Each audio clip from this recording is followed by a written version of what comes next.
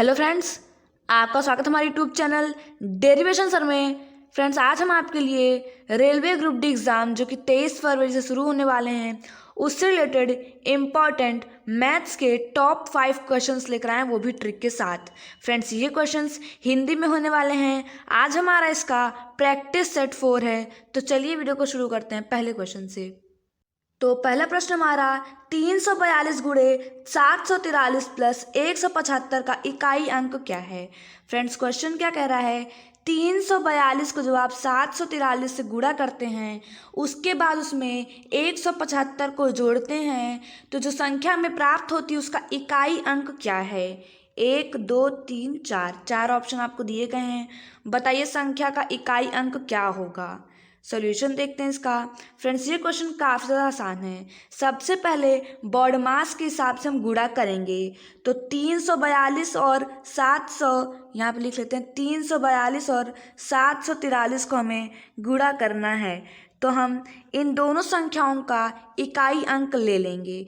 342 का इकाई अंक 2 हो जाएगा गुणे 743 का इकाई अंक 3 हो जाएगा। इनका गुणनफल हमारा 6 आ जाएगा और 6 का इकाई अंक 6 होगा हमारा। तो 6 यहाँ हो गया। उसके बाद प्लस का साइन है तो हम प्लस कर देंगे 175। अब 175 का इकाई अंक 5 हो जाएगा तो 6 और 5 को जोड़ देंगे, हमें 11 मिल जाएगा। यहाँ पे फ्रेंड्स 11 का भी इकाई अंक हम देखेंगे जो कि 1 है, तो हमारा ऑप्शन ए सही हो जाएगा। फ्रेंड्स, आपको क्वेश्चन इस तरह कैसे करना है, इकाई अंक जो दिया है उसी को लेना है और जिस हिसाब से आपको गुणा जोड़ है वैसे कर देना है। फिर आपको जो संख्या मिलेगी उसका भी इकाई अंक ले लेना है और वही आपका सही उत्तर हो जाएगा। अगला प्रश्न हमारा शांत जल में एक नाव की गति 6 किलोमीटर प्रति घंटा है और धारा की गति 3 किमी प्रति घंटा है। यदि नाव एक स्थान पर जाने और वापस आने में 8 घंटे का समय लेती है तो उस स्थान की दूरी किलोमीटर में क्या है। 12, 18, 24, 15। फ्रेंड्स, क्वेश्चन क्या कह रहा है कि शांत जल में एक नाव की गति 6 किलोमीटर प्रति घंटा है और धारा की गति 3 किलोमीटर प्रति घंटा है। यदि नाव एक स्थान जाने और वापस आने में कुल 8 घंटे का समय लेती है तो उस स्थान की दूरी किलोमीटर में क्या है। सॉल्यूशन देखते हैं इसका। फ्रेंड्स, हम मान लेते हैं शांत जल में जो नाव की गति वो 6 किलोमीटर दी हुई है हमें, और धारा की गति जो है फ्रेंड्स वो हम मान लेते हैं इस तरफ है और नाव यहाँ तक जाती है उसके बाद फिर वहीं पे वापस आ जाती है। तो ये हमारी पूरी दूरी जिसे हम x मान लेते हैं, हमें यही दूरी निकालना है। पहले हम मान लेते हैं नाव इस दिशा में जाती है तो शांत जल में नाव की गति 6 किलोमीटर प्रति घंटा है और धारा की गति 3 किलोमीटर प्रति घंटा है। यानी कि जब नाव इस दिशा में जाती है तो उसकी जो गति हो जाएगी फ्रेंड्स वो हो जाएगी 6 + 3। 6 और 3 यहाँ जुड़ जाएगा क्योंकि धारा की दिशा में अगर हमारी नाव जा रही है तो उसकी गति बढ़ जाएगी जो कि 9 हो जाता है, और जब हमारी नाव वापस आएगी तो उसकी गति हो जाएगी 6 - 3 क्योंकि इस बार वो धारा की दिशा के विपरीत दिशा में जा रही है जो कि हमारा हो जाएगा 3। अब हम दोस्तों पूरा समय निकाल लेते हैं। तो पहले वो x किलोमीटर की डिस्टेंस को कवर किए, x किलोमीटर की डिस्टेंस तय की और 9 की स्पीड से, तो जाने में लगा समय x/9 हो जाएगा प्लस आने में लगा समय x/3 हो जाएगा जो कि क्वेश्चन में हमें दिया है 8 है और हमें फ्रेंड्स x की वैल्यू निकालनी है क्वेश्चन में। तो x/9 + x/3 = 8, ये हमारी इक्वेशन हो गई। उसके बाद हम इन्हें जोड़ देते हैं तो x हम यहाँ से कॉमन लेके 1/9 + 1/3 को बराबर कर देते हैं 8 के। जब आप फ्रेंड्स 1/9 और 1/3 को जोड़ेंगे तो 9 यहाँ एलसीएम आ जाएगा और यहाँ 4 आ जाएगा, बराबर हो जाएगा हमारा 8। यहाँ पे हम बट्टे का निशान लगा लेते हैं। 4 से 8 कट जाएगा 2, x हमारा आ जाएगा 9 × 2 जो कि होता है फ्रेंड्स 18, और x हमारा किलोमीटर में है तो यहाँ पे हमारा ऑप्शन बी 18 किलोमीटर से ही आंसर आ जाएगा। अगला प्रश्न हमारा निम्नलिखित प्रश्न में 3 कथन दिए गए हैं।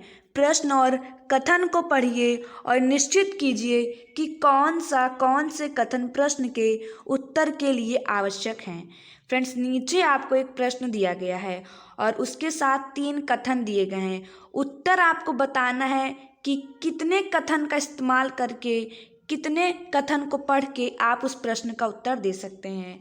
प्रश्न है हमारा, जब पाइप ABC को एक साथ चालू किए जाते हैं तो टंकी को भरने में कितना समय लगेगा। और 3 कथन है कि केवल पाइप A को टंकी केवल पाइप A टंकी को 6 घंटे में भर सकता है। दूसरा कथन है केवल पाइप B टंकी को 8 घंटे में भर सकता है। और तीसरा कथन है केवल पाइप C टंकी को 4 घंटे में खाली कर सकता है। आपको बताना है फ्रेंड्स कि आप कितने कथन का इस्तेमाल करके इस प्रश्न का सही उत्तर दे सकते हैं। ऑप्शन 1 है कोई एक, ऑप्शन बी है कोई दो, ऑप्शन सी है सभी 3 और ऑप्शन डी पहले और दूसरे कथन का इस्तेमाल करके आप इस प्रश्न का सही उत्तर दे सकते हैं। बताइए आप कितने कथनों को लेकर इस प्रश्न का सही उत्तर दे सकते हैं। सॉल्यूशन देखते हैं इसका। फ्रेंड्स, यहाँ पे सबसे पहले लिखा है केवल पाइप ए टंकी को 6 घंटे में भर सकता है। पाइप ए टंकी को 6 घंटे में भर सकता है, इसका मतलब 1 घंटे में पाइप ए टंकी के 1/6 हिस्से को भर सकता है। केवल पाइप बी टंकी को 8 घंटे में भर सकता है, इसका मतलब 1 घंटे में बी पाइप टंकी के 1/8 हिस्सा को भर देता है। और केवल पाइप सी टंकी को 4 घंटे में खाली कर सकता है, इसका मतलब पाइप सी टंकी को -1/4 हिस्सा, टंकी का -1/4 हिस्सा 1 घंटे में भर सकता है। क्योंकि वो 1/4 हिस्सा खाली कर सकता है 1 घंटे में, इसका मतलब -1/4 हिस्सा भर सकता है 1 घंटे में। अब फ्रेंड्स, हम इन तीनों को जोड़ दें तो हमें पता चल जाएगा कि पाइप की टंकी कितना भर जाती है 1 घंटे में, कितना हिस्सा टंकी का 1 घंटे में भर जाता है। तो हम 1/6 + 1/8 - 4 कर देते हैं। इसे हम कैलकुलेट करेंगे तो 6, 8, 4 का एलसीएम हो जाता है 24। इधर आ जाएगा हमारा 4 + 3 - 6 जो कि हमारा 1 हो जाता है। तो 1/24, इसका मतलब ये तीनों मिलके 1 घंटे में टंकी के 1/24 हिस्से को भर देते हैं। इसका मतलब 24 घंटे में ये टंकी के 1 यानी कि पूरे हिस्से को भर सकते हैं। इसका मतलब फ्रेंड्स यहाँ हमारा ऑप्शन सी सही हो जाएगा। हमें तीनों कथनों की आवश्यकता पड़ी इस प्रश्न का उत्तर देने में, तो यहाँ पे हमारा ऑप्शन सी सही हो जाएगा। अगला प्रश्न हमारा दिया गया है कि एक निश्चित संख्या से 2 की पावर 24 + 1 पूरी तरह से भाज्य है। इनमें से कौन सा विकल्प भी उसी संख्या से निश्चित रूप से पूरी तरह भाज्य होगा। फ्रेंड्स, प्रश्न हमारा कह रहा है कि 2 की पावर 24 + 1 एक संख्या से पूरी तरह से भाज्य है। तो बताइए इन चारों विकल्पों में जो संख्या दी हुई है उस संख्या से इन चारों में से कौन सी संख्या पूरी तरह से भाज्य होगी। बताइए इसका सही आंसर क्या होगा। सॉल्यूशन देखते हैं इसका। फ्रेंड्स, इसके लिए हमें सबसे पहले ये मानना होगा कि 2 की पावर 24 जो है हमारा वो y के बराबर है। इससे हमारी कैलकुलेशन आसान हो जाएगी। और क्वेश्चन में हमें दिया है कि 2 की पावर 24 + 1 जो है हमारा वो उस संख्या से पूरी तरह से भाज्य है। इसका मतलब y + 1 उस संख्या से पूरी तरह से भाज्य है, हम ये मान लेते हैं। अब यही मान के हम पूरा क्वेश्चन लगाने वाले हैं। सबसे पहले फ्रेंड्स हम 2 की पावर 12 + 1 लेते हैं जो हमारा ऑप्शन 1 है। 2 की पावर 12 को हम लिख सकते हैं y की पावर हाफ + 1, क्योंकि 2 की पावर 24 बराबर y है तो 2 की पावर 12 बराबर y की पावर हाफ हो जाएगी। हमें पता है फ्रेंड्स y + 1 पूरी तरह से भाज्य है, इसलिए y की पावर हाफ + 1 तो बिल्कुल इससे भाज्य नहीं होगा। पहला ऑप्शन हमारा गलत हो गया। यहाँ पे फ्रेंड्स अब हम ऑप्शन सी एक बार चेक कर लेते हैं। तो ऑप्शन सी हमारा 7 × 2 की पावर 12, जिसे हम लिख सकते हैं फ्रेंड्स 7 × y की पावर हाफ, क्योंकि 2 की पावर 12 बराबर y की पावर हाफ है। अब 7 × y की पावर हाफ भी बिल्कुल भाज्य नहीं होगा, तो हमारा ऑप्शन ए और सी गलत हो गया। अब जरा ऑप्शन डी भी चेक कर लेते हैं friends.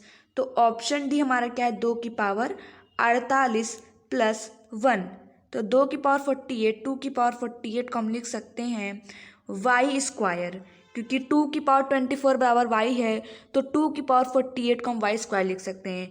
Y square plus 1 friends बिल्कुल भी भाज्य नहीं होगा। यहाँ पे हमने ऑप्शन ए सी डी को गलत कर दिया। जरा ऑप्शन बी चेक करते हैं।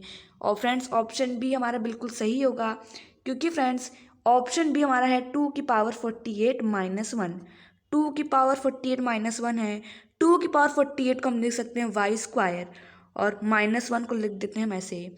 अब वाई स्क्वायर माइनस 1 को फ्रेंड्स हमें एक अलजेब्रिक आइडेंटिटी पता है कि ए स्क्वायर माइनस बी स्क्वायर को हम ए प्लस बी और ए माइनस बी के फॉर्म में लिख सकते हैं।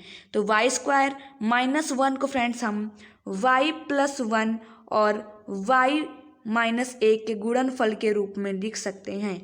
क्योंकि y प्लस 1 पूरी तरह से भाज्य है, तो ये हमारा सही आंसर आ जाएगा। काफ़ी आसान था ये क्वेश्चन।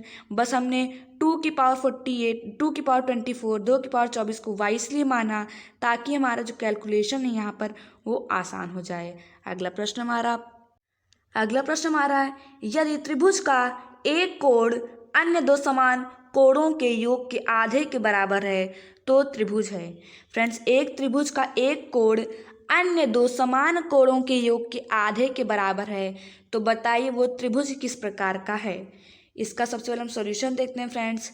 हम मान लेते हैं फ्रेंड्स कि जो हमारे तीनों कोण हैं वो हैं θ1, θ2 और θ3। इससे हम इस क्वेश्चन को आसानी से लगा सकते हैं। अब क्वेश्चन में क्या दिया हुआ है, हम मान लेते हैं θ2 और θ3 बराबर है, क्योंकि अन्य दो समान कोण लिखा है, मतलब दो कोण समान हैं। इसका मतलब θ1 जो हो जाएगा वो हो जाएगा हाफ ऑफ आधा θ2 और θ3 के योग से आधा। तो इस तरह हमने लिख दिया θ1 बराबर आधा गुणे θ2 प्लस θ3। यहाँ से हमें फ्रेंड्स एक क्वेश्चन पता चल गई कि 2θ1 क्रॉस मल्टीप्लाई कर दिया बराबर हो जाएगा θ2 प्लस θ3। ये क्वेश्चन आप याद रख लीजिए। 2θ1 इज इक्वल टू θ2 प्लस θ3। अब फ्रेंड्स हमें एक और चीज़ पता है कि त्रिभुज चाहे जिस प्रकार का हो, θ1 प्लस θ2 प्लस θ3 तो हमेशा 180 डिग्री के बराबर होगा। यह हर त्रिभुज का एक नियम होता है कि उनके तीनों कोणों का जो सम है वो हमेशा, जो योग है वो हमेशा 180 डिग्री के बराबर होगा। अब क्योंकि θ1, θ2 और θ3 हमारे तीनों कोण हैं, अब हमें पता है कि θ1 प्लस θ2 प्लस θ3 तो हमारा 2θ1 हो जाएगा। तो हम इसको ऐसे लिख देते हैं बराबर 180 डिग्री। यहाँ से हमें मिल जाएगा 3θ1 बराबर 180 डिग्री, और θ1 हमें मिल जाएगा 180/3 जो कि 60 डिग्री हो जाता है। तो हमें एक एंगल मिल गया θ1 बराबर 60 डिग्री। अब हमें क्या पता है कि 2 गुणे मतलब 2θ1 बराबर होता है θ2 प्लस θ3। तो हमने इसको ऐसे लिख दिया θ3। ये 60 डिग्री, इसका मतलब 120 बराबर θ2 प्लस θ3 को फ्रेंड्स हम θ2 प्लस θ2 या फिर θ3 प्लस θ3 लिख सकते हैं। क्योंकि यहाँ पे हम θ2 लिख लेते हैं क्योंकि ये दोनों समान कोण हैं। यहाँ से हमें मिल जाता है 120 बराबर 2θ2, और θ2 की वैल्यू हमें मिल जाती है यहाँ से 60 डिग्री। अब फ्रेंड्स क्योंकि θ2 और θ3 तो बराबर हैं, इसका मतलब ये दोनों 60 बराबर हो जाएंगे। θ1 भी हमारा 60 आ गया, θ2 भी हमारा 60 आ गया, θ3 भी हमारा 60 आ गया। और जब तीनों कोण किसी भी त्रिभुज के समान हों तो वो त्रिभुज समबाहु त्रिभुज हो जाता है, वो एक समबाहु त्रिभुज हो जाएगा।